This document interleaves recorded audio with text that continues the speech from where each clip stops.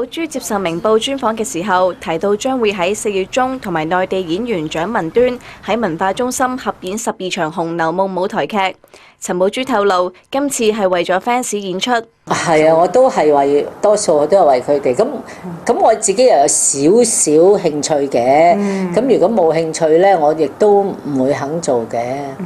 咁啊，多數都係為佢哋。咁佢哋好捧場㗎，佢哋都有好多買套票嘅，12場睇晒嘅。哇！都好貴嘅。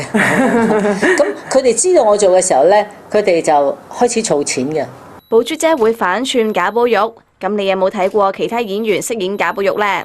我睇過，我睇DVD 咋嚇，睇過徐若蘭啦，同埋錢慧麗啦，阿星哥啦。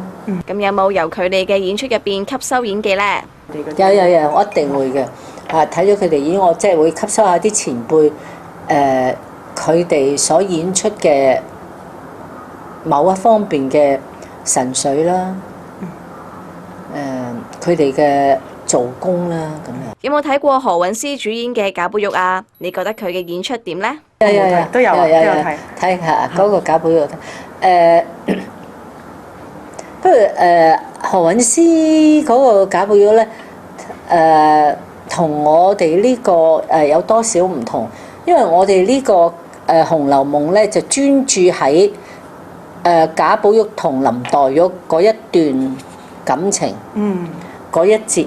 但係阿何韻詩嗰個賈寶玉咧就12金釵嘅，個個都有嘅。咁就都係呢個戲種，但係即係有多少分別咯。咁佢好似賈寶玉啊！個樣又英俊，迷死好多女人咯，我諗。